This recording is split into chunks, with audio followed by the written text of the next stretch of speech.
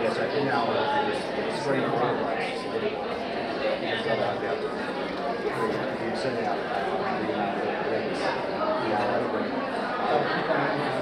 yes, I can screen the one of the stop it.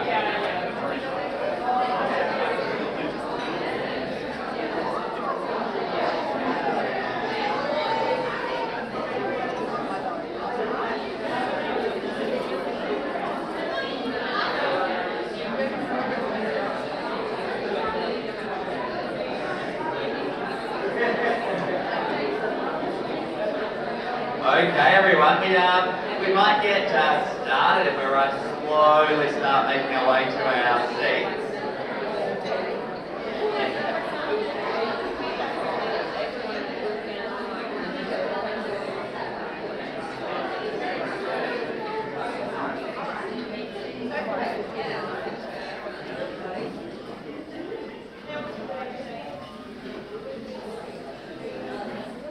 So the way that we're going to run things is between each of our presentations, each of the days, going to our photo competition. So just a reminder, the way to enter is by uploading your photos to Instagram using the hashtag EMS Conferences.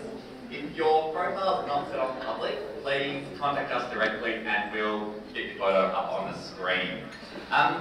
We're not a conference that has sponsors. Instead, what we do is that we get a bunch of people that are keen to support us, and we ask them to sort of donate a door prize. And someone who's, or a company that's been incredibly generous to us is Epic Medical. And Epic Medical are actually sponsoring our door prize for tonight, which is a $500 gift voucher to use with AJ Hackett Bungee. So you've probably seen the blue bus going around town of their office here. They have a number of bungee sites as well as hanging sticks. And yeah, if you're feeling selfish, you can do pretty much 2 bungee jumps with this voucher, or if you've got a friend, you can definitely share it with them. Before we get onto the actual photos, I'll just get Mike from Epic to come up here. So Mike has just asked me to quickly show a video of their product, and then I'll throw to Mike if he has any thing further to add there. So, fingers crossed this works.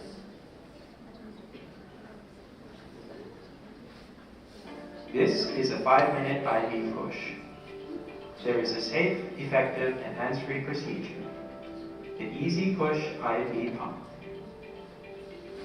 Connect FlowBot flow regulator to your 5 ml IV push syringe. Connect the FlowBot with syringe attached to the IV access site. This could be the catheter access site or a Y site of an IV administration line nearest to the patient. Connect the Easy Push IV pump to the syringe by sliding the syringe plunger into it until the syringe flange is secured. The Easy Push IV pump is compatible with any brand of a Luer lock syringe. The FlowBot regulates the rate of IV push. If a 1 ml per 1 minute rate is selected, the contents of a fully filled 5 ml syringe will be administered in 5 minutes. There is no longer the need to time your push with your watch. The patient accurately receives 1 ml per minute of medication.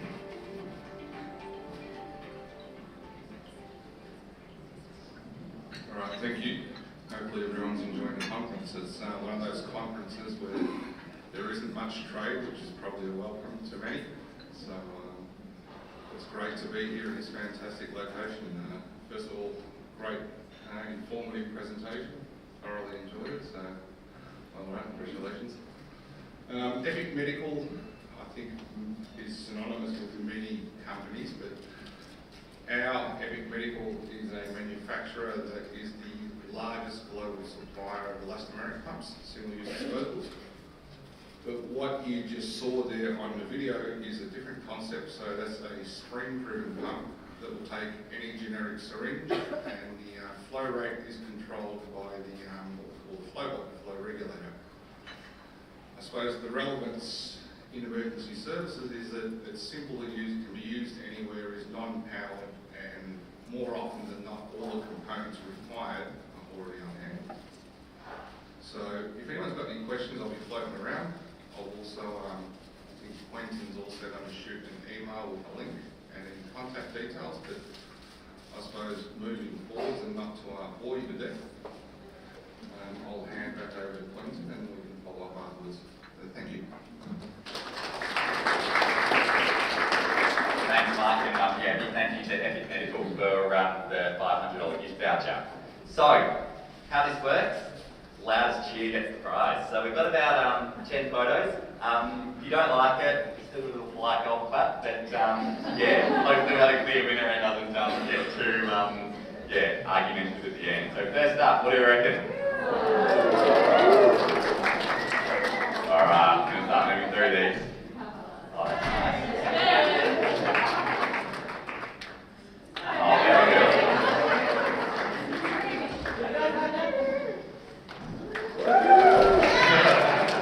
Wonder who submitted that one.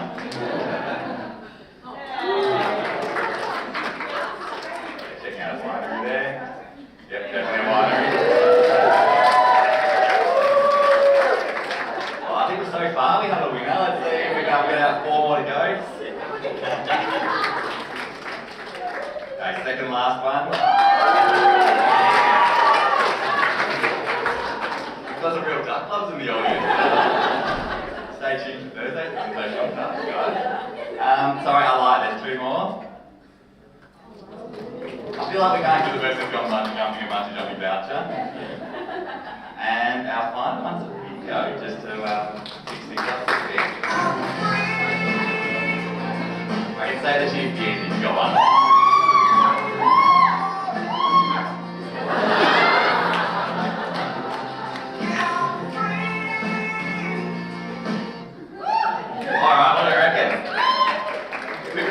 Targets between the wine and the video. So for wine, what have we got?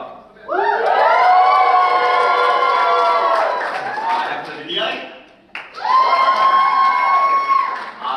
Even though the video had a loud burst cheer, the wine had the overall majority. So, well done. Big round of applause for all our entrants. Excellent job. If you come see myself or Dylan at the end of the next session, we'll have your voucher for you, and we look forward to hearing how it goes. So please keep the photos coming. We have got plenty more prizes to give away. We've got experience, everything Queenstown vouchers, we've got shirts, hats, Anaconda vouchers, Kathmandu vouchers, everything you can imagine you may win it this week. So keep the photos coming. Each day we'll be doing the same thing. So yeah, get excited for that one. We're now going to move on to our final presentation for the night. And so, I'll introduce Sam to come up to the stage. So, welcome Sam, thanks for coming to our conference. Cheers. Thanks for having us. Hi there. I'm the last speaker tonight, aren't I? So I'm the final hurdle between you and alcohol. So I'll shorten it up a little bit. But I'm thrilled to be here. Thanks for having me, thanks for inviting me to be here. What I think about our profession, I'm proud of our profession, healthcare. We are good people doing really good work. I believe in what we do, I believe in the impact that we have, and I also believe that we need to do better. As a profession, as an industry, we are struggling a lot at the moment, aren't we? We're facing a well-being crisis. I know my research mainly focuses on doctors. 2 or 3 doctors are in burnout now. We're facing staffing crisis, and the two are inextricably linked. And I think that we have been approaching it not necessarily in the right way. So I'm going to talk a little bit about today, a bit about my research, about what I've done, and I'm going to talk about some possible pathways forward, because I think we are at a really important point in healthcare, And we, this generation, has the opportunity to leave what we found better than we found it for that next generation of doctors and healthcare workers. So, show of hands here, just trying to get an understanding of what, we've got doctors, nurses, paramedics, we've got a whole range of everything, have we? Yeah, excellent. Well, that's exciting because I think that, whilst usually I speak in medical doctor conferences, I think that the solutions that we need to address are for all of us. So, a little bit about myself. I trained as a doctor and I graduated back in 2003. And pretty quickly could see there was issues in our profession. Could see that a lot of my classmates were becoming disillusioned, were burning out, were leaving the profession. And in 2006, I founded MedRecruit, which is a medical staffing agency essentially focused on helping doctors create a lifestyle in medicine. My hypothesis was that if you could help doctors to have some fun, live at the beach, make some money, do some different things, try some different medical experiences, work well outside their comfort zone. It was very different back then. You'd send like second-year doctors running, ED departments overnight by themselves. It was, in some places disastrous, but it was a lot of fun as a junior doctor. But I figured if we could do that, then they might find what they love about the profession, re-engage, and actually create great careers in medicine. MedRecruit grew. We're now the largest doctor staffing agency in Australasia, and without thinking about it, because I'm not a recruiter, I focused the staffing on the doctor. I put the doctor at the centre, the healthcare worker at the centre, because my theory has always been, if you've got healthy, thriving healthcare workers, the healthcare system will take care of itself. And I think that, somewhere along the line, definitely in the way that we have resourced things and things now, we've lost that focus a little bit. And that focus, that interest in the well-being of the doctor led me sort of down a research path. And about over 10 years ago now, 15 years ago, I started researching doctor stress and burnout, and was shocked at what I discovered back then. I'll talk a little bit more about it later in the presentation, but back then I was shocked to find that 1 in 2 doctors were in burnout. Was shocked to find that was causing patient harm. And so I set up EMS Wealth to focus on essentially the research, on the advocacy, on looking out for our profession, and used EMS Wealth as a platform to lobby the World Medical Association to amend the modern Hippocratic Oath Declaration of Geneva to include the health and well-being of doctors. And I thought that was going to make a huge change, and I'll talk a little bit later about why it potentially hasn't. But that interest in burnout was something that I became quite consumed by. And I understand how difficult it is for us to acknowledge it and see it in ourselves. Remember that I put this little photo of myself, that I had less hair back then. Most guys go another direction. It's a photo that was she's now my ex-wife, took of me. And she took this photo of me. And I was like, why did you take a photo of me just now? It's just sort of ripped out. It was a camera back then, not a phone. And she's like, I just took the photo because you look like shit. That's good. And she's like, you look like shit. And I want you to remember this because you put so much effort. We're up at Gondola with the kids. You put so much effort into the kids. You put so much of your life into your work and into your, what you're doing with doctors and advocacy and things like that. And you're really putting nothing into yourself anymore. And I just want you to remember what you look like. And at this point, I was, you'd consider me an expert in burnout. I was, advocating on a global stage. We were researching, we were looking at solutions. And I was getting tired. And, I was sort of losing interest a little bit. And I was digging a bit deeper. It's getting harder and harder to sort of turn up every day. I could, because that's what we do, healthcare professionals. You never really stop, you never give up. And, she took this photo and I was like, well, maybe I should look into this. And so I did the Maslach burnout inventory. And I was at the extreme end of burnout. And to me, that was a real eye-opener because it showed that knowledge isn't necessarily power in that situation. I knew all about burnout. I knew about the Maslach burnout inventory. I was advocating for it as a burnout, and I couldn't even see it in myself. I was just putting it down to tiredness, just putting it down to long hours. And I think that's part of the problem that we face as healthcare professionals, is we never really, I often think that it's us. We never think it's going to actually, it is happening. It's not that it is going to happen.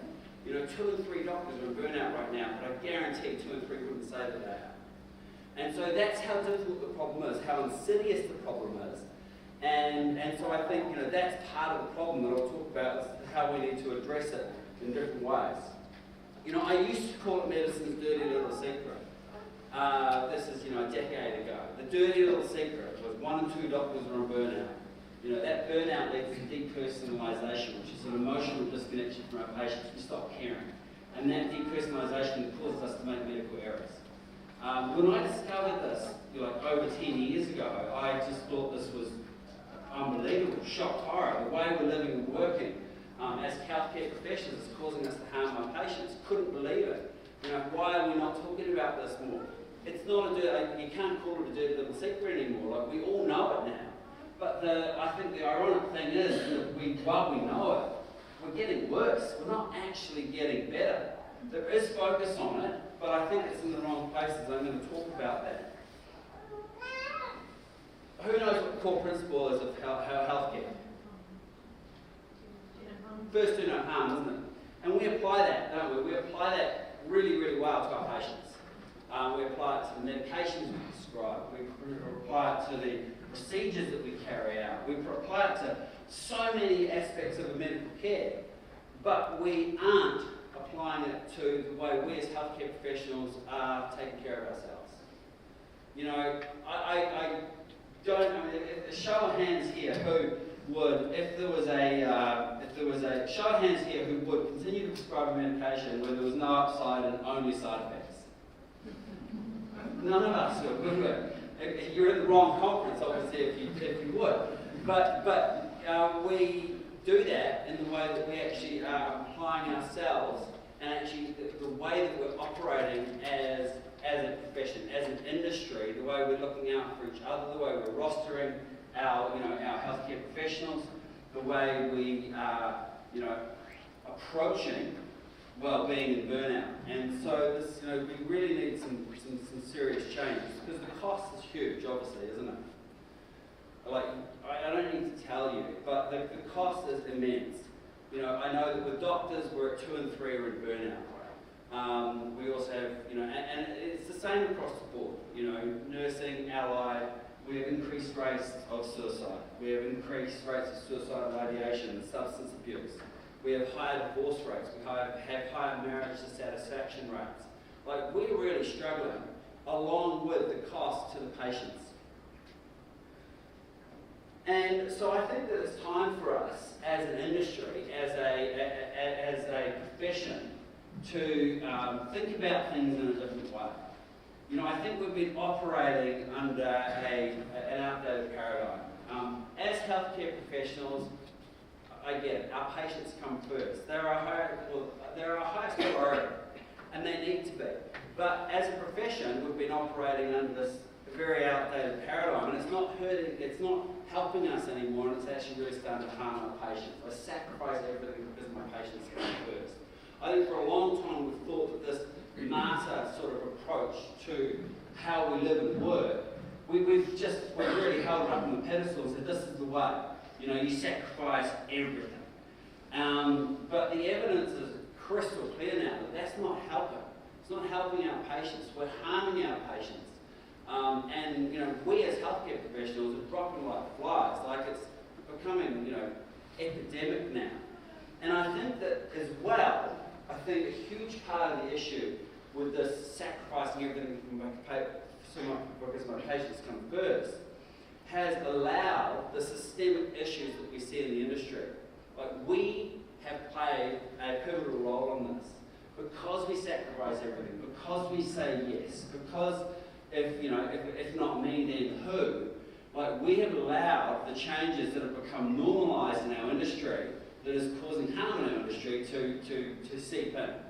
So us being part of the problem means that we have to be part of the solution as well. And I think that it's time for us, as an industry, as a healthcare profession, to introduce a new paradigm, one that serves both our patients and ourselves. Now, I used to say for this one that we need to introduce the idea that I'll take care of my well-being because my patients deserve me at my best. But I don't think that's quite right. I think it's we. We need to take care of ourselves.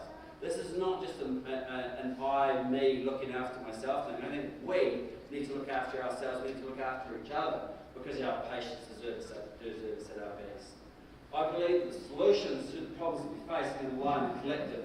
They're going to lie in us, and they're going to rely on how we, as a collective, can approach this. We need to play a pivotal role in normalising different types of behaviour. We have normalised behaviour that's harming us. We've normalised behaviour that's harming our colleagues, that's harming our patients. We need to start normalising different behaviour. It's a shared problem, but it also means it's a shared solution. And I think that solution lies in the collective.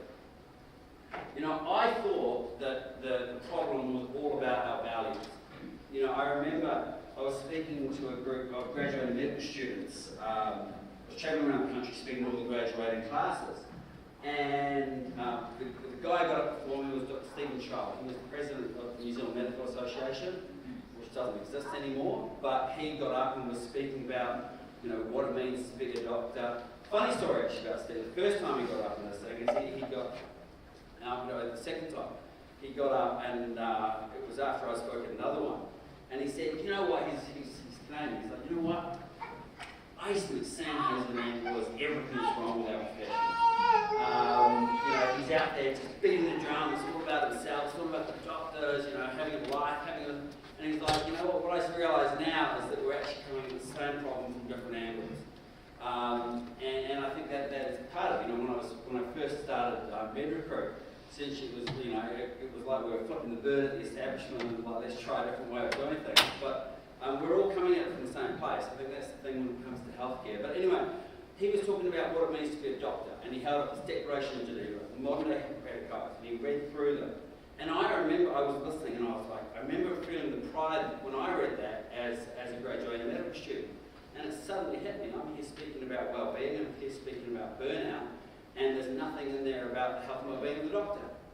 And I thought, right, just suddenly the light came on. I was like, if we can change the value set of doctors worldwide to include the health and well-being of doctors, then that'll change everything. Naive sort of approach is, if we can get the words up there, then everything will change. And so I started campaign. We were lobbying the World Medical Association. 5,000 doctors signed a petition. I took it and presented it at the Annual General Assembly in Taipei. A year later, in 2018, at the General Assembly in Chicago, they unanimously voted to include this into the Declaration of Geneva. I will attend to my own health, well-being, and abilities in order to provide care of a higher standard. I proposed something far more sort of flourishy, a bit more punch, but they toned it down because, World Medical Association, we got to this. It was a win, I thought, anyway. And I thought, right, everything's going to change now. Now that it's in the value set of doctors, everything's changing. That was in 2018, burnout rates were at 1 and 2, burnout rates are now at 2 and 3. Nothing's got better. I think one of the things that has helped, when I've had individual doctors who said, no, this has helped me, you prioritise myself. I think it's, if you look at it now, it's on the agenda of every medical organisation, isn't it? Like every hospital, every college, everyone is focusing on well-being, but it's not enough. Values aren't enough. I think for two reasons. One, values aren't just what you put, right on the wall. They're actually how we behave. So it requires behavioural change as well as with words. But the other thing I think is that we actually don't know necessarily what to do about it. We've been approaching it, and we've been approaching it, I think wrong. I think we've been coming at this saying well-being is an issue. Well-being is not an issue. Well-being is an outcome. There are inputs that leads to our outputs. I think we put it in medical parlance that we all get. There are symptoms and there are causes. And well-being is a symptom. Well-being is not a cause. And so if we approach it as a cause, then I think we approach it wrong. As I said, burnout is at 2 and 3 now in doctors, and it's going up in nurses, and it's going up in allied as well. We aren't making progress on this, and I think part of the issue is we treat it as a cause, not a symptom. How many of you, I can actually, some of you who might be that person, how many of you are, whatever terminology you use, but essentially the wellbeing officer in your organisation? Is there anyone? No? No one? How many are in organisations that have a chief wellbeing officer or a chief whatever? Quite a few? Yeah. I mean, it's pretty common. Most, Queenstown Health, and New South Wales, and DHBs in New Zealand, we all have wellbeing officers. And it's not going particularly well. I talked to quite a lot of them, and had coffee with one recently who's quit working in the public health system because she was finding it, like pushing shit uphill. And the more I speak to, the more they go, we're just not making any progress. And I think the issue is, if you say there's a wellbeing officer and that's their remit, you miss the fact that this is an organisational issue. We have to elevate the importance of wellbeing. We have to elevate the importance of the health and wellbeing of healthcare staff to a fact where it's operational. Because the solution, if wellbeing is a symptom and you have a wellbeing officer, they can kind of flap around the edges and things, and they can give suggestions, but they can't make meaningful change in organisations. And I think that's the message I'm getting from wellbeing officers, is that they're beating a drum, but they find that they feel like they're beating a drum and there's no audience. No one's actually listening, no one's changing, no one's doing anything about it. So I think what we have to do from a wellbeing perspective is elevate the importance and actually, no matter what role we play in the organisation, we have to take it on as part of what it is that we do. Because the way I think about if you think about wellbeing, we need to approach it, we have to go upstream. If wellbeing is a symptom, and I think it is, then we have to go to what are the causes? What are the organisational causes? And, I sort of think about this from a pyramid perspective. It starts with staff. That's the foundation for everything.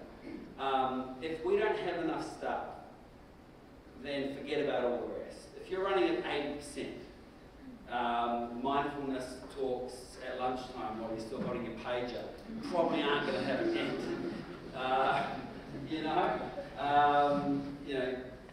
We've got to start with the fundamentals. I think one of the things that I think we have to start from the perspective of is healthcare workers aren't idiots. Who would agree? maybe not. Not everyone is agreeing, but we're actually pretty intelligent people. We actually understand how our profession is healthcare. We understand what it takes to be healthy and to be well. And, so we don't necessarily need the mindfulness talks at lunchtime or the resilience training or whatever. What we need is the conditions so that we can actually apply it. So the first place is staffing. We've got to get that foundation. Then you've got to look into the organisation and go, okay, systems and technology. How many things are we doing that we don't need to be doing? How many, junior doctors are still chasing bloods in the morning? There is tech that can do this sort of stuff. How can we actually start stripping out stuff so that people can do what only people can do? I know they talk a lot about moral crisis or something like that. Is that the word I'm looking for? Thinking of something else. Moral injury, that's right. Moral injury. Knew someone knew, thank you. Moral injury.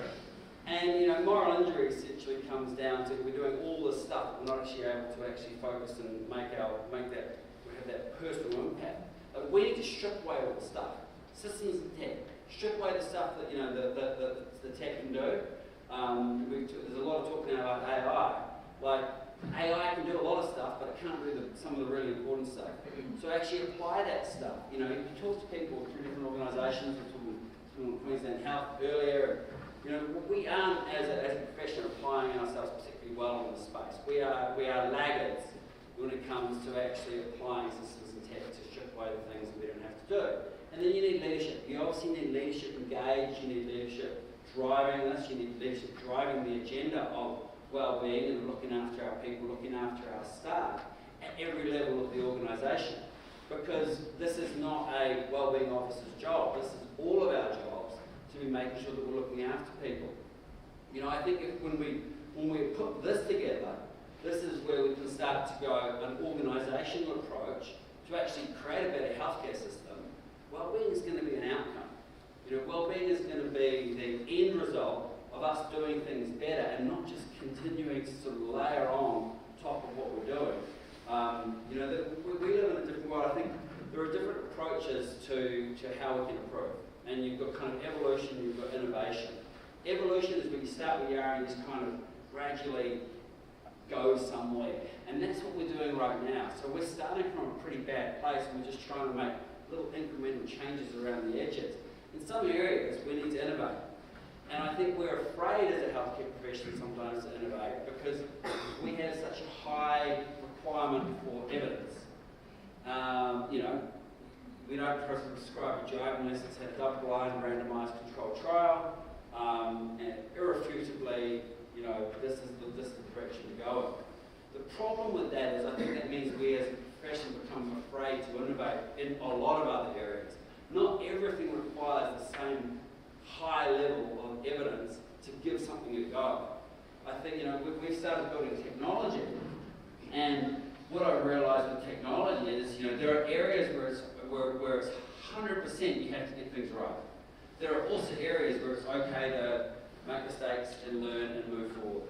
And I think if we as a healthcare profession aren't afraid to find those areas where we can make mistakes and learn and improve and move forward, then we're going to get stuck in this fear of doing anything. And so I think that's an area that we can really think about and really focus on. You know, I think when it comes back to the foundations, is staffing. This really occurred to me in the last year. Like we've got the largest doctor staffing agency in Australasia, but I've been focusing over here on wellbeing. And you know, the research kind of all converged in the last year, where I realised that actually the two are inextricably linked.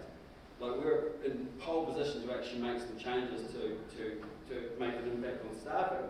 Just speaking, you know, earlier to a couple of people, and medical staffing hasn't changed since I started the business back in 2006. It's essentially still the same, but there is a lot of things that have moved forward. But when it comes to like the foundations, again, this is an all-organisation approach. No matter what role you have, well, not every role, but if you head a department, if you're in charge of a team, like our job is to focus on staffing. You know, we know staffing, and if you look at the great organisations, they're doing a couple of things. They're doing attraction and they're doing retention. We need to show them attraction and retention strategies for both. And I think there's a different approach depending on where you're coming from, whether you're looking at the whole of our industry, you know, because we need to both increase the volume of people and increase the utilisation. But if we're focusing on a department or focusing on an individual organisation, then that's a different approach. When we started building technology, we were people saying to me, look, this is going to be so hard for you because it's so hard to get tech staff. You know, there is such high demand at the moment. And we never found that. We never found that was an issue. And I sort of look back on it and go, why wasn't that ever a problem for us? But it was for three reasons. One, we had an organisation with purpose. We were able to give them meaningful work, and we paid them well. But that's not actually rocket science, is it? You know, we in healthcare could do the same thing.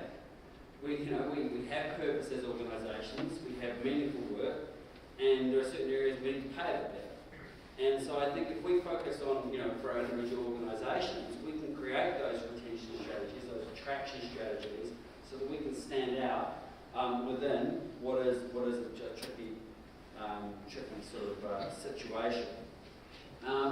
And you know, one of the things that I said earlier is I really truly believe that we're going to solve this, you know, collectively. Like this is an us problem, and it's going to have an us solution. And I think that, you know, where we need to look is, you know, into this collective intelligence, this collective knowledge, and you know, learn from each other. Like, you know, if you went throughout healthcare, there are experts in everything. There are incredibly talented, incredibly capable people. There's a huge knowledge base, and we're just, operating at such a low level in so many areas. We need to, heal, I think, through this collective intelligence.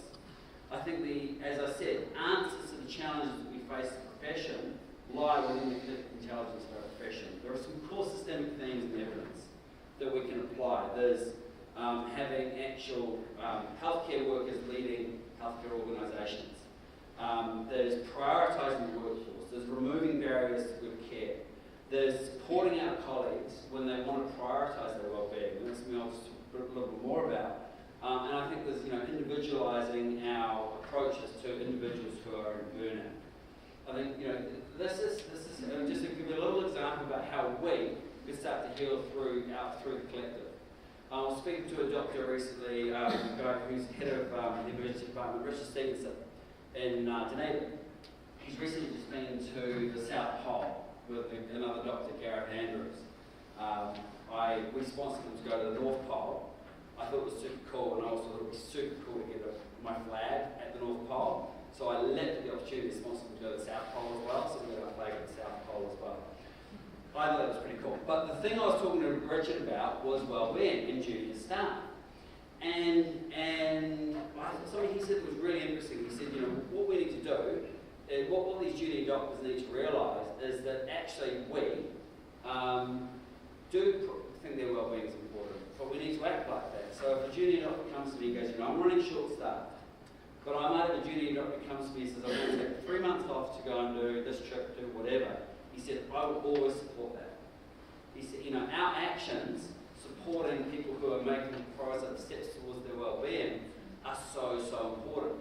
That's one of the things that we can start to do. The more we do that collectively, the more we start to send a different message to a junior, a younger generation to go, actually, we're going to behave differently.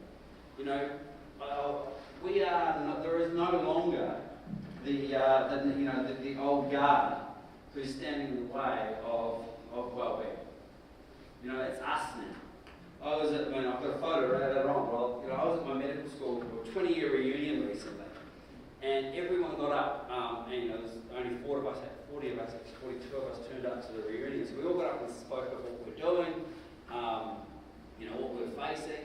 And what struck me was how every single one sees the issues that we have and wants to be part of the solution. And it hit me like a ton of bricks. I was like, there is no more you can't blame the old white-haired specialists anymore. Like, this is on us now. We have the opportunity to actually change the profession, and that's how we're going to do it, I think, collectively, for ourselves. I think that, how are we going to do this? This is through having these sort of conversations. It's through the actions like Dr. Richard Stevenson, supporting each other. I think it's through asking questions. It's through seeking out those people in our profession who are doing better in certain areas than we are ourselves. Because one of the things I think that's super impressive about healthcare which is very different from private business, which is incredibly competitive, is we actually want to see each other be successful, don't we? Like doctors, nurses, allied, we actually want to see each of us successful. And within those groups, we want to see our colleagues successful. We don't try and hold on to things. Oh, at least we should be, but I don't think we do. We don't try and hold on to things just to benefit ourselves. Very different from private business. This is like we have this amazing collegiality.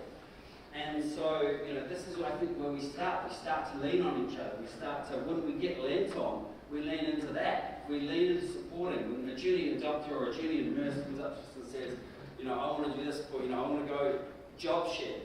We say, fucking A. But how can I help with that? Yes, it's going to be a hassle, but we've got to lean into those things. Or they want to take 3 months off to go and trip to the South Pole. It's like, brilliant. How can I support that? This is how we start to, as a profession, evolve. This is how we make something that comes from words, values, that are written on a wall, to actually something that we live and breathe. That's how we sort of change internally with ourselves. This is what we're focusing on in Med World now, is, what technology is required to help this process. Is it publishing and sharing and collaborating? Is it breaking down the silos? Is it finding better data-driven ways for healthcare professionals to actually advance their careers, to find that work that is meaningful for them, to find job share opportunities, to stretch themselves? This is what we're doing at the moment. We're researching it, and so any feedback, any ideas that you have, can speak to me afterwards, because we're in that phase now of really diving into what is going to move the needle, what can we do from a technological perspective to actually make this profession better. Because, I reckon this is an incredibly hopeful time in healthcare. I think it's one of the hardest times. We've got these workforce shortages, we've got burnout, but things can change. Strongly held self-limiting beliefs can change. Before 1954, it was considered impossible to run a 4-minute mile. Doctors, in their ultimate wisdom, actually said that the human heart couldn't handle a 4-minute mile. Potentially would rupture. But on the morning, on May 6th, actually in the afternoon of 1954, Dr. Roger Bannister, after doing ward rounds in the morning, ran a mile in 3 minutes 59 seconds. 54 days later, John Landy ran a 4-minute mile. The following year, 16 people ran a 4-minute mile. Now high school kids are running 4-minute miles. It took one person to go first. It took one person to challenge a self-limiting belief to show the other people that it was possible. And I think that's the power that we have as healthcare professionals, is we can go first. We can take those first steps. We can support our junior colleagues. We can, move things forward so that, in future, what is now considered, outside the norm is positive behaviour that is considered the norm. Because you are special people doing meaningful work. What you do really matters. And so doing it well really matters. Making sure that we create a healthcare profession that's better for the next generation, it's really, really important. I'm really lucky now in that whilst I train as a doctor, this isn't right. I'm really lucky because once I train as a doctor, I don't practice medicine. That wasn't where I was going with that. Well, I'm really lucky now because I get to come back into clinical settings and have that sort of contrast of not being in it, wood for the trees, not being in it all the time. So whenever I go back into a hospital and I see what the doctors are doing, what the nurses are doing, what the physios are doing, I'm blown away by the work that we do.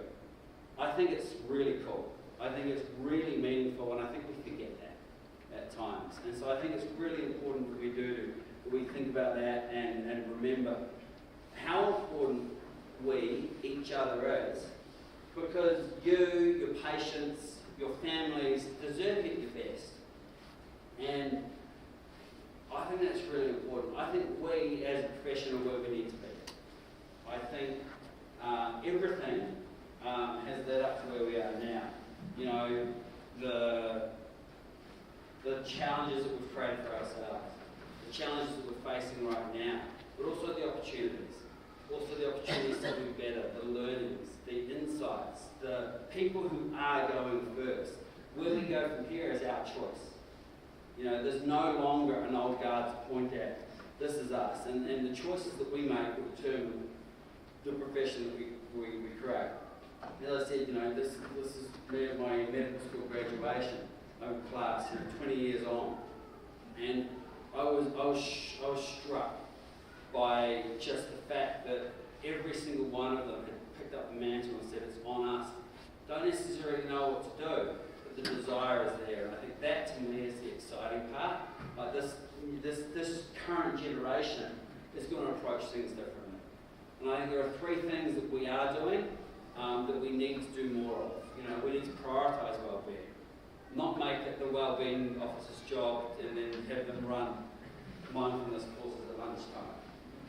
We need to actually make this organisational deep. We need to embrace diversity.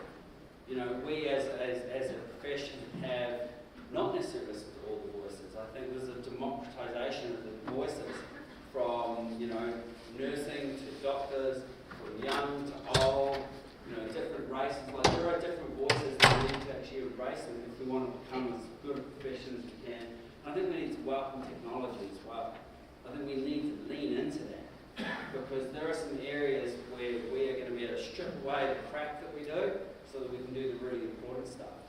And I think the more we do these three things, the better we're going to be. And that to me is exciting because I think if we want to create a better future, which I think everyone in healthcare does, I don't think anyone thinks that status quo right now is okay, then it starts with us. There's no one else to blame. And so, I hope what I've spoken about today has sparked some ideas, sparked some thinking. If you've got ideas about what we could do differently or how technology might be able to help, all ears, because I think this is something, for me, this is my life work. And I'm excited about what we create in the next 10 years. So, thank you. I appreciate your time. I know I've stood between you and the beer. So I'll end it there. I hope you have a great time in Queenstown. I live here, so it's good to have you. Thank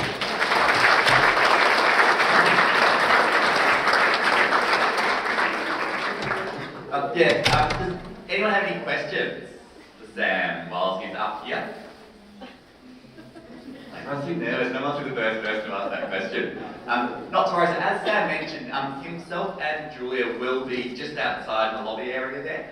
So please go have a chat to them if you have any questions, suggestions, thoughts, or anything like that. They really want to hear that.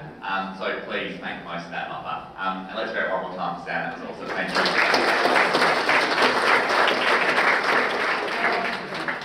So tomorrow morning is when the session's at. So it's something new that we've done this year. Last year in Queenstown we had all afternoon sessions, and some of the feedback was just wanting to sort of mix it up a little bit, give people a bit more time to go out for the whole day, potentially have dinner in other places. So it will be a 7:45 kick-off here. So if you want to start from 7:30, we'll have tea and coffee, lots of coffee, and we'll also have some morning tea things out during the break. For those lucky enough to be going on the wine tour, that's a 10:50 departure time, and that will be from the QT Hotel reception. So that's the reception behind us here, not the one at the front, the QT one. If you've got any drums finding that one, just shoot myself or Dylan a message, and we'll send you through a screenshot.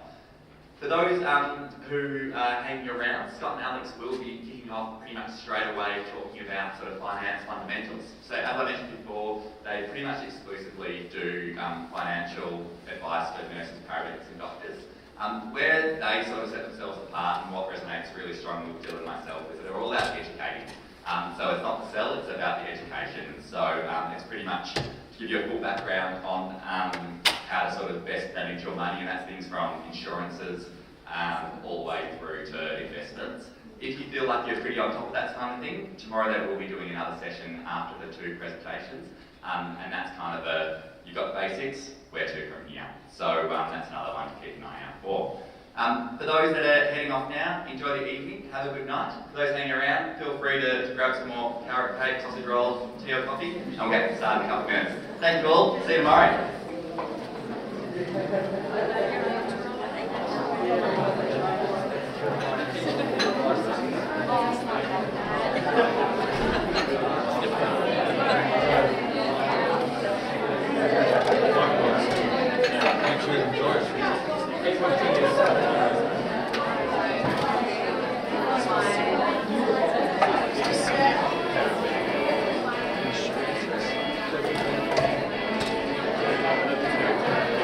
Walk past me.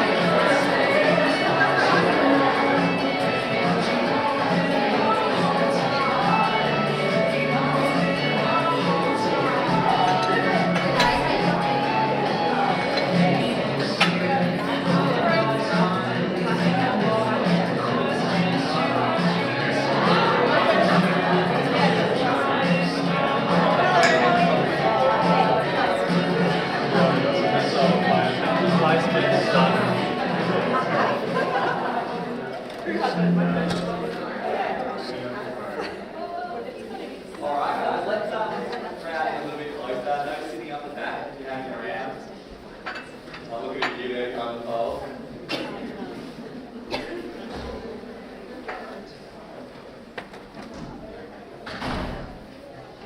Thanks guys for giving me around. We know we're sitting in between dinner and maybe some more drinks, so won't keep you too long. So we won't keep this as interactive as possible. And you okay with me just doing this one? Yeah. You guys hear it? So today we just want to talk about some fundamentals to your finance and how to set yourselves up the best way. And then tomorrow we'll get into more kind of where to launch yourself there once you've got the basics. So my name's Scott and this is Alex. So we run a financial planning firm based in Perth. We've got clients all around Australia, so half of our client base is on the eastern seaboard as well. This is the disclaimer to say pretty much this is general advice, so anything we talk about tonight is general in nature, so we don't take into account obviously your personal situation. So it's just a disclaimer on that. I guess what are we going to cover off on today? So there's four main aspects. So the first one is buying your first home. Who here does own a home? Yeah, quite a few of you.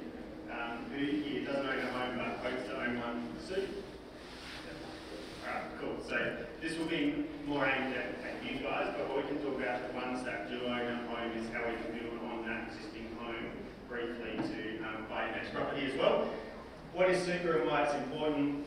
Personal insurance and then also investing in the share market. How many people here have started their investment journey in the share market? Anyone? Few people?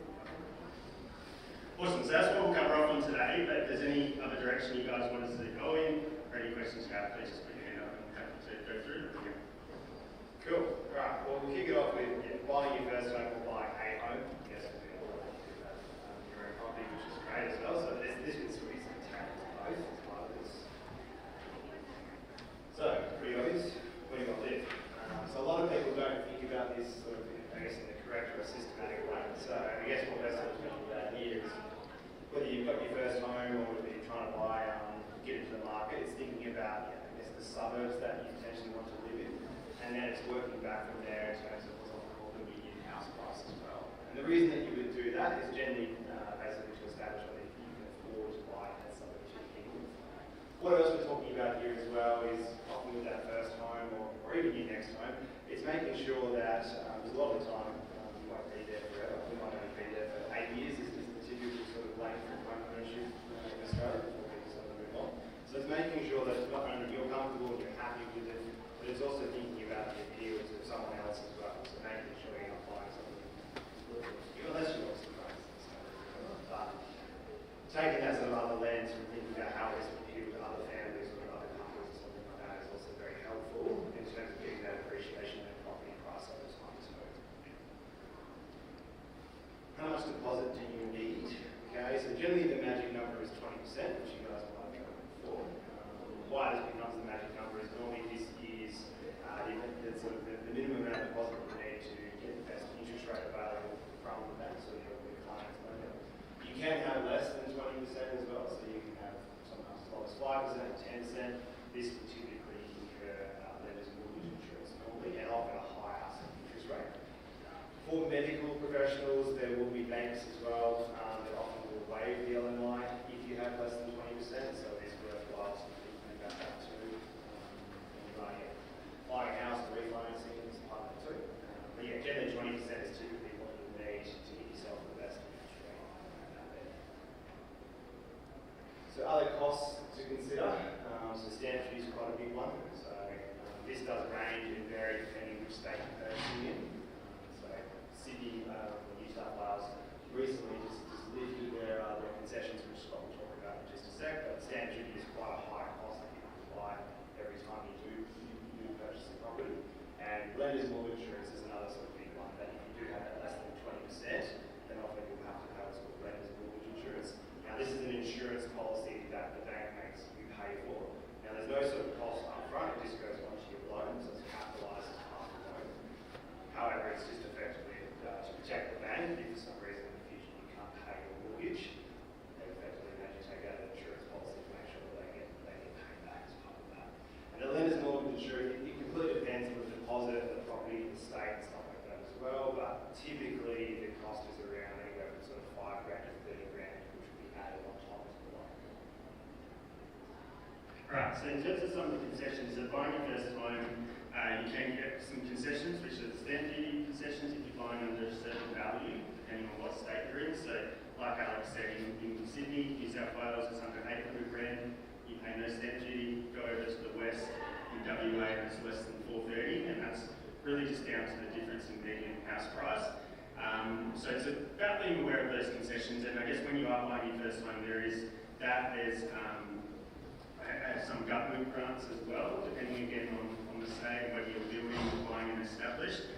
So a lot of the time, it's always better to buy the first home that you're going to move into, at least for 6 months out of the first 12, because these concessions are pretty lucrative and you won't be able to get them again. So if you buy your first home, that's an investment property, and then you buy your second home, which is the one you live in, you forgo all those initial concessions there. Okay.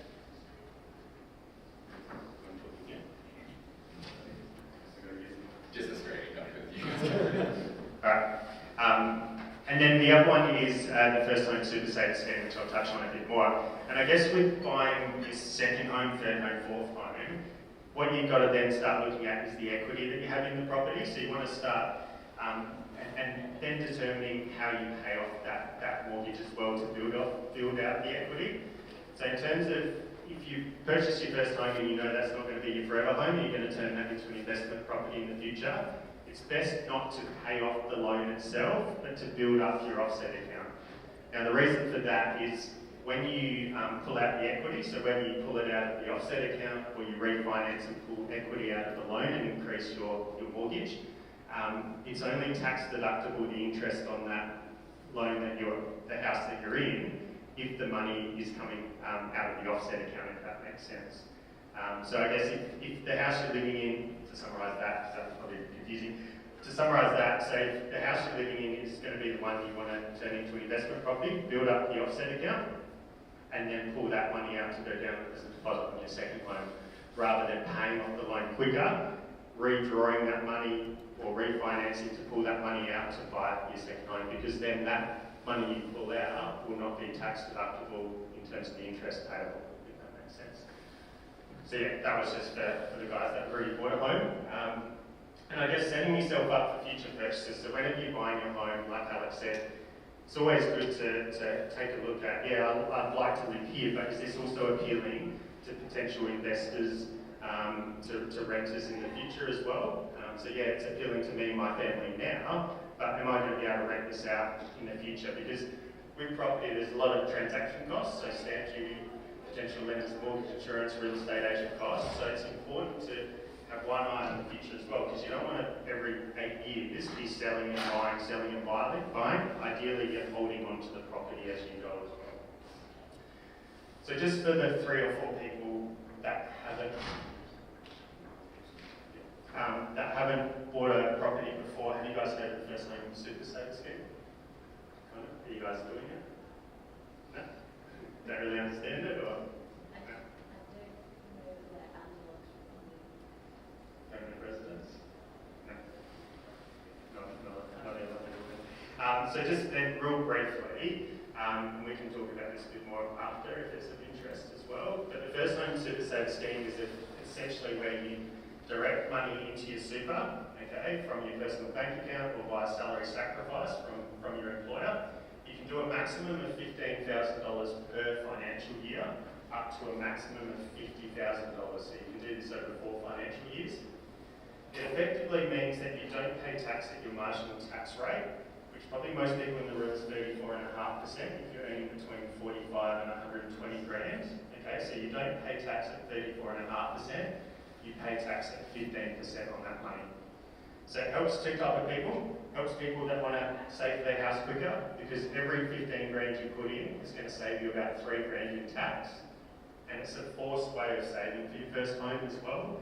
A lot of people that we see, they start building up their savings account for their first home, and then they get tempted to spend that money on a new car or maybe a nice holiday to Queenstown or something like that.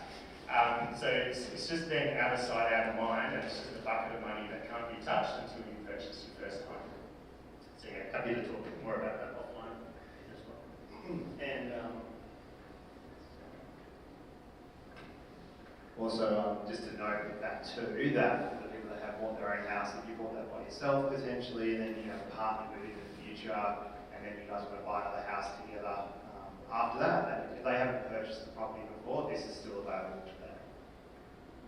Yeah, that is probably a good point. Yeah, so if you guys have purchased the property before and you have a partner that hasn't purchased property, then they can still get access to this as well. Okay, we'll move on to renting versus owning. So most of you own your own properties, so you're licensed like this as well. So we could have done an entire presentation on this, we just wanted to touch on this quickly as well. It's probably something that most of you know since you've already bought properties, however I'll still run through the slide if that's okay. So what we're looking at here is just basically just, I guess, the pros of both. So the advantage of renting is obviously it's lower costs, lower outgoings, minimal maintenance, because most of that's typically covered by the landlord. It also gives you a lot of flexibility as well in terms of if you don't like the thing where you're living in normal circumstances you can move. Obviously the rental market's pretty tight right now, but in normal times it's pretty easy for you to move as well. Also a good way for you to get a feel for a suburb if potentially you're looking to buy in there in the future too. Owning is obviously more expensive, it comes with additional costs and stuff like that as well. However, you are effectively paying down a loan which will give you an asset. And in Australia, people's owner occupied house does make up typically the majority of their wealth as part of it too. It also gives you that security piece too, so effectively you will end up owning the asset, you're allowed to do a lot of things to that asset as well in terms of renovations or taking the backyard or repainting it largely, whereas with rental it's obviously off the street because it's technically not yours at the end of the day. So we've got two examples here as well, so you know, a couple renting for $550 per week, that's almost sort of $28,000 to $30,000 a year in cost there. Whereas I guess a somewhat comparable house might be a house with a $650,000 mortgage at 6%. That's going to cost you $900 per week. Of that, $750 is going in interest costs, and $150 is paying down that principal over that 30-year period as well. The reason why owning typically does better than renting is generally because people who rent will typically rent in areas that they can't afford to buy. So what I mean by that is maybe you have, say, $1,000 a week spare or something like that. For you to be able to purchase, you potentially need to be in one of the more outer suburbs as an example. However, for $1,000 a week, you may be able to rent in a more inner suburb. So the difference being is over that 30-year period, with that $1,000 in that example, the person who's renting after 30 years doesn't have the asset, whereas the person that has bought the house does. So renting can be better than owning in lots of situations as well, but it's about being mindful that you should be building up something else or having an asset to show for it in this your working career. So whether that's buying an investment property and then renting elsewhere, a lot of people are doing that these days, or building up an investment of some sort of other source which is going to provide growth and income in the future too. That kind of makes sense to everybody? Any questions on property? Happy to move on. Cool. Okay, we've all got super, so this will be good too. Okay, superannuation. So what is it? So effectively, it's the primary vehicle for your retirement. So it's the main thing. Normally, it's typically going to be one of your largest assets, if not other than your own occupied house. Typically, that is going to provide you an income source once you finish working and you are of preservation age, which currently is 60 years old before you can access it. So a long way away for most people in the group. However, like I said, it's going to carry you through retirement, so you do want to make sure you're obviously looking after it and keeping one eye on it throughout your working career too. So how much money goes into super? So at least 11% of your wage has to go in there. Now this is coming up. This will be moving up to 12% as well over the next 2 years. That will become mandatory as well. So it's becoming a larger and larger portion in terms of the amount of money going in every year. Which again is why it's so important to make sure that you are looking at where the money is invested, the fees and stuff like that as well, which we'll take you through in just a sec. So what's one of the main advantages of super? It's the tax rate that it pays. So as Scott was mentioning before, most people in the room are probably paying 34.5% tax or 39%, whereas your super fund will only pay 15%, so less than half. So it's, again, it's a, and I guess the reason for this is that the government wants to basically incentivise you to put money in there, so then you can all pay for ourselves in retirement, and we don't have to be reliant on them in terms of the state of the pension and stuff like that. So yeah, the best tax structure that you have available to yourself. Can I just ask a question? Sure, definitely. When is it taxed? When it's a tax? Yeah, So, like, is that when it goes in? Or? yeah, so it's taxed on the way in, so 15% will be taken out for the contribution that's put in from your employer, and then any money he makes as well is also taxed at 15%. So if you look on your statement, you'll probably see money going in and then contributions taxed straight after, which is always 15% of what's gone in. That's when you have a tax fund, you have a tax fund where it's taxed all the way out. Yeah, so if you've got an untaxed fund, which some of you probably do have, you don't pay the 15% tax until the very end, which then is a benefit because you've got more of your money compounding. You still pay the tax, but you pay it at the end. Yeah, there's tax everywhere, but it's just a lower rate than if it was in your own name. If you think about it the other way, in terms of if you were going to invest that money, right, you would, if your employer paid you would lose 34.5% of that, and then whatever of that money was left that you invested in that name, you would also lose 34.5%. Okay, so it is going to be, so either way you pay tax, you just pay less tax. So yeah, so concessional contributions. So this is effectively, there are ways that you can add to your super. So salary sacrifice is probably a familiar method that you guys may have heard of before as well. So this is asking your employer to put extra money into your super above that 11%. And it's a great way again to effectively reduce the tax that you pay, because effectively you are saving the difference between your marginal tax rate, which let's just say in this example is 34.5%, versus the 15% which is paid. Curiosity with that. So, I sacrificed in Maxia for a variety of things, and used to include my super with that as well. Stopped putting additional money in super when I went to buy my house, so I could save up faster, put more towards that, and have a large deposit. If I now want to go start putting back into super, do I have to go through an organisation, like a third-party organisation like Maxia, or is the only other option that I then claim it back at tax time? Yeah, so either or. So yeah, you can go through Maxia and have it come out of your pay, in which you get the tax savings every pay. So you might choose to do, say, $200 a fortnight, and you end up getting paid $140 less a fortnight, so you get that tax saving up front. Or you could put in, say, $200 at the end of the financial year, claim that as a deduction, and you'll get the $60 back as part of your tax return. So either way, the second way, you just need to be conscious of a bit more admin paperwork of doing the notice of intent form, putting that in with the super fund, making sure you're putting it through your tax return. So doing it through Maxia is definitely easier and more streamlined, but then there comes that like charge with that. Yeah, so am I able to organise with my employers, basically organise my own salary sacrifice? Usually not, but what you can usually do, now you have to check the payroll, but you can usually do an after-tax regular contribution. So just say, hey, direct $200 a fortnight into there, and then you'll still need to do the paperwork yourself, but then it circumvents the money going into your bank account into super. It just goes into there, but then you still need to do the paperwork. So it's a quasi kind of salary sacrifice arrangement, yeah. Cool. So in terms of tips for reviewing your super fund. So a lot of people don't really think about their super fund until they're of an age where they're getting close to accessing it, which is, we can still kind of make a bit of a difference there, but the younger you look and take some care of your super fund and review it, will make a larger compounding effect as a result. So there's a few things that we look at here. So the first one is making sure you've got all your super funds and you know where they are. So one way to do this is just to check your MyGov account. A lot of people will have multiple jobs, particularly when they're through uni and high school and stuff, and may have multiple super funds.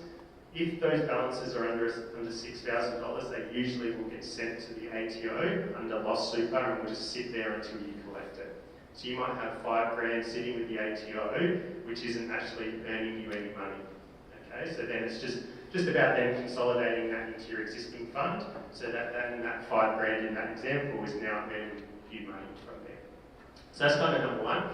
The next one's looking for a low fee fund. Now this is relatively hard to do because super funds make it hard to work out how much you're paying in fees on purpose. You have to pretty much troll through the PDS and find out all the fees that you're paying.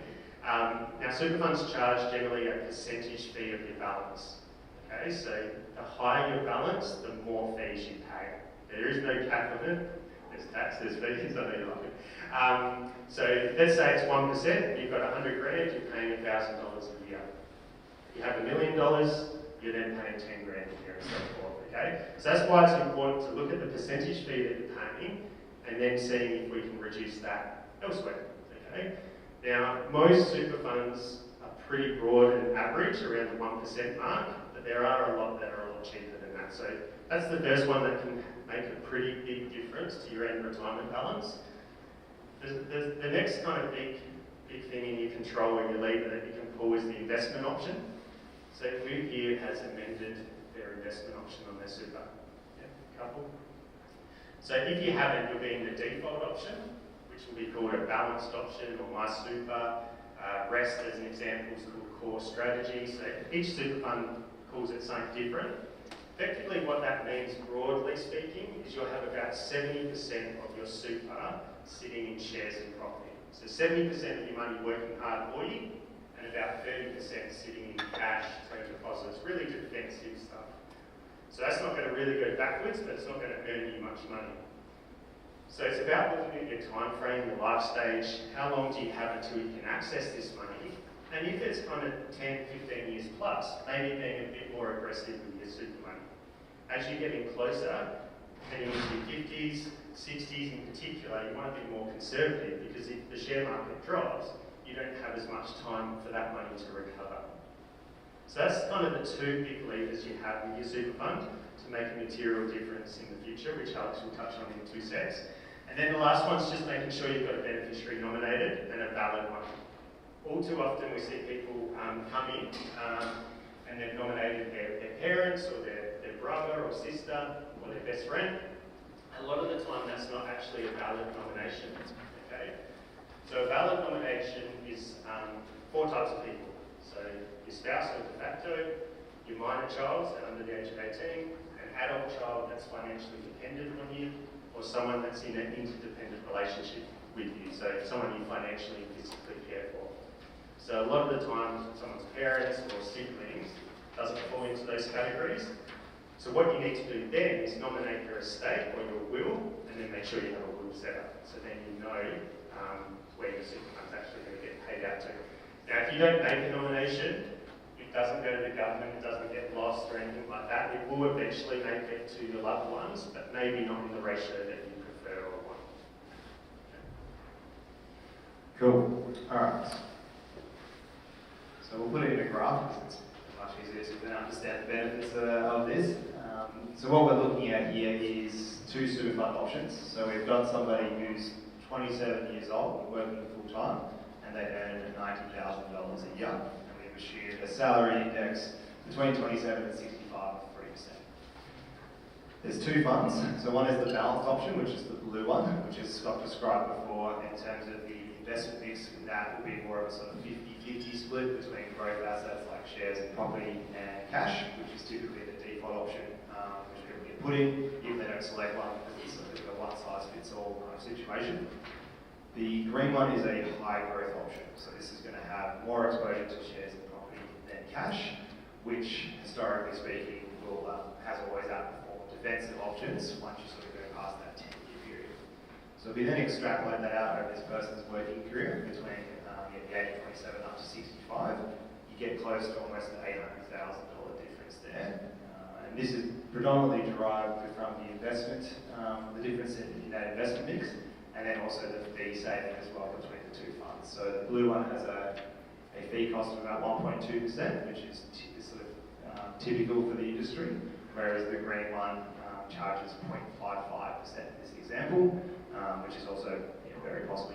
You can get even cheaper than that these days as well. So this is just sort of show this, hopefully, that with a little bit of attention, and the earlier sort of the better, getting that investment mix right and making sure your fees aren't too high, it can make a big difference in retirement in terms of your income balance as well. Any more questions with super? So another kind of important part of the foundational of your financial life. The next one that Alex is going to start on is insurance. So not the most exciting topic, we know that, but certainly very important. Most people in here will probably have at least 3 of these inside your super fund as a default level. So it's just, again, being aware of that, because you may be paying for stuff you don't need, which is, again, another lever with maximising your superannuation benefits. So what we're going to do is just take you through briefly the 4 types of insurance and how much you may need as a result. Yeah, thanks. So the very first one is life insurance, which I'm sure most of you probably heard of before. Effectively, how this works is if you pass away, a lump sum is provided to your beneficiaries, but it is also typically paid out if you are diagnosed with a terminal illness and have less than 24 months to live as well. This is typically paid there in that situation as well. The next one is called total and permanent disability, or TPD, which you might have seen before as well. How this works is it's a one-off payment, so similar to life insurance, but this is paid out in the event of an injury or illness that you suffer, and now you're unlikely to ever be able to work again in any occupation that you have prior skills, knowledge or training in. And effectively how this is paid out is it needs to be signed off by a GP and a specialist that you are unlikely to ever be able to work again in any field that you have the prior experience. The third one is called trauma insurance, but critical illness is probably a better way to think about it for you guys, because it's not a trauma injury, it's a critical illness. I don't know why they call it trauma, that's just what they were said to call it. But critical illness is a much better way to describe it. A lot of people haven't heard of this one before because it can't be paid by a super fund, so they typically haven't seen it.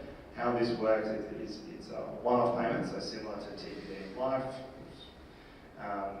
If you suffer a critical illness, so examples of that would be heart attack, cancer, and stroke. Typically, there's about sort of 55 conditions in that contract, so other illnesses might be like diabetes, Parkinson's, MS. Again, relatively sort of serious stuff. Yeah, this is typically you can't be paid for inside super, which is why people have normally never heard of it before or not seen before. The final one is called income protection, or sometimes salary continuance insurance. So this is different from the other 3 because this is a monthly benefit that you receive. Typically, you can insure yourself for up to around 70 to 75% of your gross annual wage plus super. Does anybody know why they never let you insure for the full 100%? So this is because they always want you to have an incentive to try and return back to work. Okay, so they'll never do 100%, so you try to get back to work to get your full income again. So this is paid monthly, as I mentioned. There's sort of 2 components to income protection as well. So there's the waiting period, so how long do you have to be sick or injured before you start getting paid. So this can be as short as 2 weeks or as long as 2 years. Typically, the longer it is, the cheaper the premium will be. And then there's also the benefit period, so how long will you be paid for if you are sick or injured.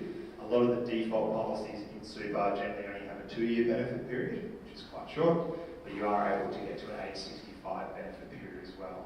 So again, depending on your own situation, if you are younger, you may want to have a longer benefit period in case something happens, so at least you'll be paid throughout your working career. Other things to think about with income protection as well is it is 24/7 worldwide cover as well. So if you do go up and jump here, the remarkables and suck it, when you have this, then you potentially be able to claim as well, which actually happened to a client of ours about 2 years ago. He's a physio, couldn't work for 9 months. Alright, so how much cover do we need? Because what you normally get given in your super fund is never normally enough. Most people only have 100 grand of life insurance and so forth.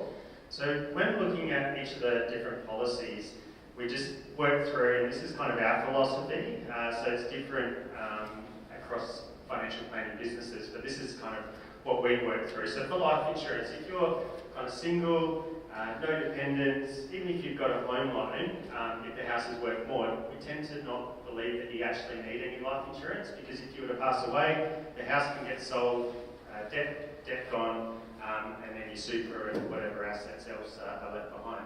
But it's super important if you've got a partner with debt, and certainly if you've got kids, young kids, to have some form of life insurance. So what we want to look at to cover off on there is repaying all the debts, so the surviving spouse or partner no longer has any debts to worry about. Future living costs for the family, so potentially until the kids are a little bit more independent, so maybe high school as an example, where then that surviving spouse can go back to work in some form to pay for the expenses moving forward. And then if private schooling is important to you and your family, then maybe covering that off. So it's really bespoke to each person. It's not like, oh, you need $1 million, everyone here. It will really range from person to person. Moving into permanent disability. So if you are permanently disabled and you have income protection, you can claim on both, generally speaking. Okay? So like Alex said, with income protection, you can get an age 65 benefit period. So potentially you could get 3/4 of your wage paid every month until you're 65 through income protection. And then if you needed extra, that's where TPD comes in. So that's where potentially you could pay off your debts, and then that 70% of your income pays for the remainder of your bills, groceries, medical costs and things like that. You could also top up permanent disability with potential medical costs, so you could set, say, 200 grand, 500 grand, stuff like that as well. So there are limits on how much you can have, which is around the $3 million mark with most insurance companies. But I guess the more cover you've got, the more it costs as well. Trauma insurance, so this one's a bit harder to know how much we need at that time, because as I'm sure you guys are well aware, say cancer treatment can cost nothing, or it can cost a lot of money depending on the type of cancer and the type of treatment you require. So what we tend to recommend here is kind of more of the average lifetime cost of cancer in Australia. There's been a bit of research done by multiple insurers, and that's about 48 grand for breast cancer as an example. So we tend to stick around that mark, so kind of 50 to 60 grand for potential medical costs. Now, if you don't have any medical costs and you have this cover, you will still get paid this out, so it's not a reimbursement of insurance. Likewise, if your medical costs are 100 grand, you would just get paid for 60 in that example. Also, what you might want to cover off on here is short-term income loss. Okay, so maybe a couple months of income, and even potentially for your partner or spouse as well, because if I'm the one who's been diagnosed with cancer and I'm unable to work for a while and I need treatment, I probably want my partner to take me to hospital for the treatment, be by my side during that time. Now, her income protection is not going to be paid because she's not the one that's sick, so she would have to take leave or leave without pay. So potentially I can build into my insurance some of her wage for 2 or 3 months to cover her there. And then the last one's income protection, which is pretty straightforward. You can cover up to 75% of your income. Okay, so you don't have to have that level. If you've got no debts and you live a pretty frugal life, maybe you just want 50% of your wage covered, which you're able to do as well. Okay. Any questions on insurance? Not the most exciting topic, but certainly important. All good? No question, but with the income protection, I actually got caught out where I had to access it, and they didn't pay obviously gross, they paid 75% of my base rate, and on road and QAS at the time, that was about a $30,000 difference between base and gross income, and then 75% of my base, which ended up being approximately 50% of my actual income. Yeah. So, and they've changed that now, where you can actually have, as an extra on your policy, you can put it on your gross rather than your base, but you have to opt into that. Yeah. So it's quite finicky, the insurance, so the default levels you get tend to have a lot more exclusions and conditions on it, so you tend to want to go through the process up front of sending in pay slips, then qualifying your income, sending in info on your medical history so they know, you know as well what you can and can't claim on, rather than getting to the end and going, oh, we would have never paid out for you back. And it's like, well, why have I been paying this the whole time? So that's why we feel it's important with insurance to get assessed up front, not only on your income, but also medically, so then you know what you're covered for. careful too if you're an agency worker, because a lot of them will not accept, because you're technically subcontracting, and they get very confused, and it can get you. My friend just went through it with Q-Super. It took them 18 months to pay her out with no income. Yeah, so what, the two examples you described there, As well. absolutely is, that contract, right? So with insurance, the devil really is in the detail. So it's making sure not only that you potentially covered your needs in these four areas, if you have any, and then it's also double checking how that contract pays out as well. Because just because it's called income protection, they can vary wildly in terms of how they assess income, how they pay it out, what's covered, what's not covered. And typically you will find if you go through your super fund, you will generally get what's called a group policy. Group policies tend not to be as strong in terms of being as easy to claim on or pay for as many things as opposed to a retail policy. So the underlying insurers are often always the same. There's actually not that many insurers out there, there's only about 8. But they will kind of have 2 divisions, I guess, as well. So we could spend all night explaining, it's not the most exciting thing, but where people unfortunately find out about this is when they typically go to claim that it's up. I just assume my entire wage will be covered. The fine print on page 92 actually says it's basically $200. So that's where professional advice can help, to basically just double check that. Otherwise, as much as possible, try to double check yourself too. I know we're getting a bit short on time, so we'll kind of just spend the last 5 minutes just going through the last segment, which is investing. Yeah, so the final thing, which we've only got a couple of slides as well. So this is just about investing outside super. So we've just written down, I guess, a potential reason as to why you would do that. As an example, to be able to then retire earlier than, say, 60 or 65 in terms of being able to access that super, because you've got something else which is going to pay you an income, which allows you to reduce your work hours or potentially retire early.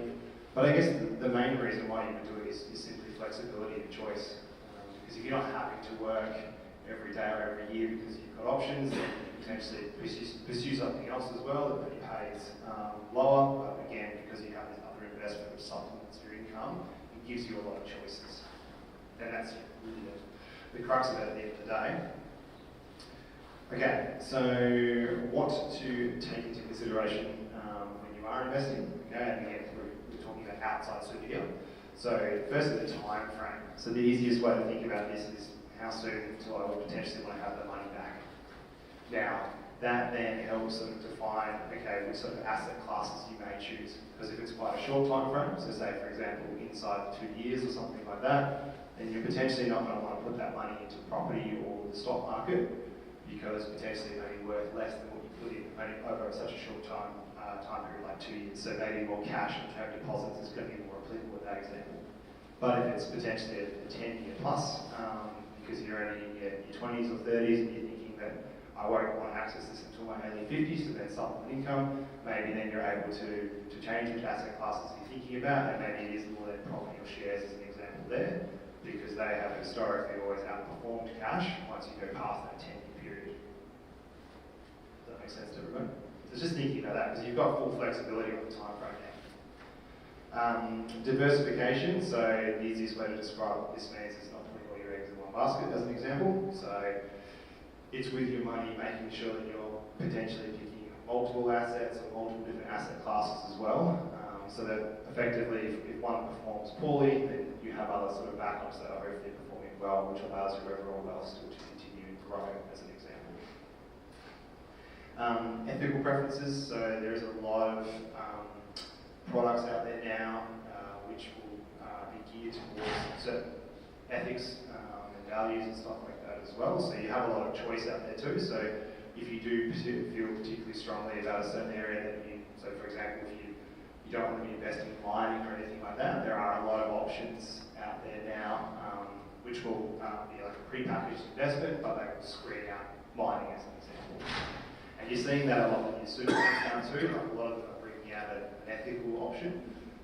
I guess my 2 cents there would be to read what they define as ethical, because it's an ambiguous term. We've certainly had clients before pick that in their super fund and then, or we've actually gone through the holdings and what it stands for and stuff like that. Ironically, it doesn't line up with actually what they believe. So it's just making sure that you are double checking, but there is a lot of options out there now to hopefully align with everyone's values and ethics. And then finally, the instrument to purchase as well. So what we're talking about here is effectively what do you look to buy. So some examples we've got here is shares. So this is going to the stock exchange and buying a small piece of the company. So for example, buying a share of Commonwealth Bank, so now you're a very tiny owner of that. ETFs, have people heard of ETFs before? Cool, so what this stands for is Exchange Traded Fund, okay, not to be confused with EFTs, which people often say as well. So ETFs are Exchange Traded Funds. So this is simply just a product that you would buy on a stock exchange. That's basically what it means. Where these have become very popular over the last 15 years is it's a very easy way for a retail investor, which we would all be considered here, okay, because we're not investing millions of dollars every single time, to get number two, that diversification piece. Because an ETF can be a basket of shares or holdings. So for example, it may hold the top 200 shares on the Australian Stock Exchange as an example. So by purchasing that ETF, you can get access to all of those shares in one go.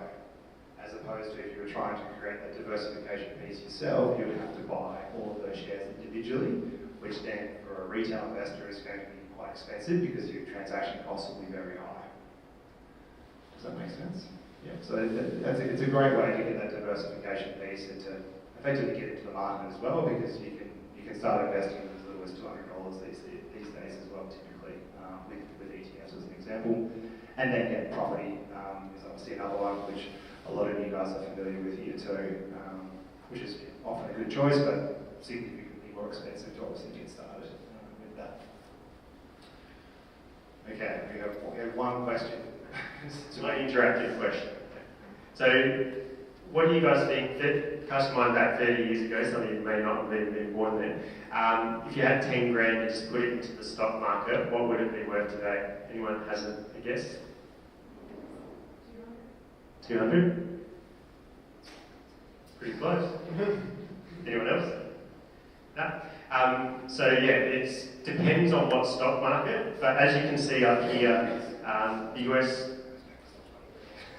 yeah, most people do say 20 or 30 grand. The US share market has gone up kind of 18 times, so your 10 grand would be worth 182 grand.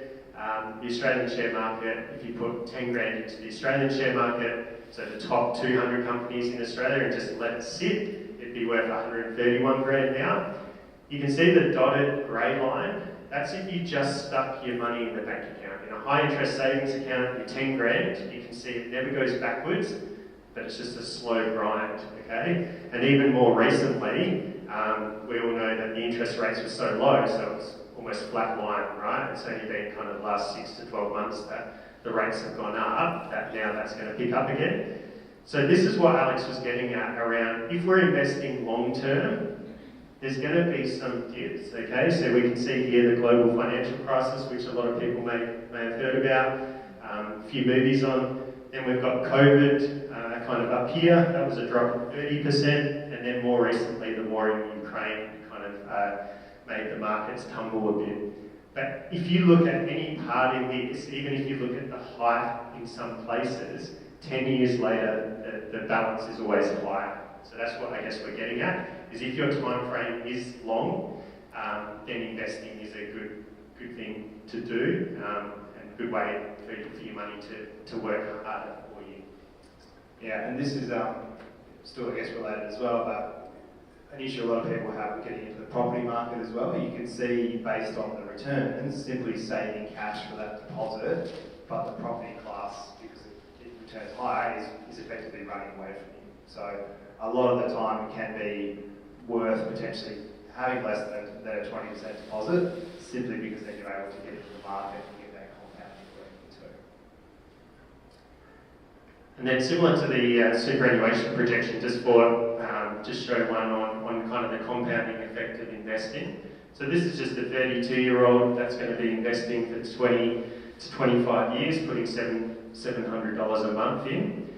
By the time they're 55, that would be worth nearly $500,000. Now that's based on a conservative return of 7% per year, or 6.89%. What I was showing before on the previous slide, the US share market the last 30 years has done 10.2% per year, the Australian market's 9%.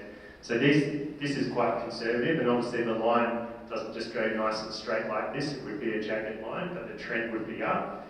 But it's just about thinking about this stuff earlier in life so that when you're older, you've got more flexibility around your money, your work options, and your life in general.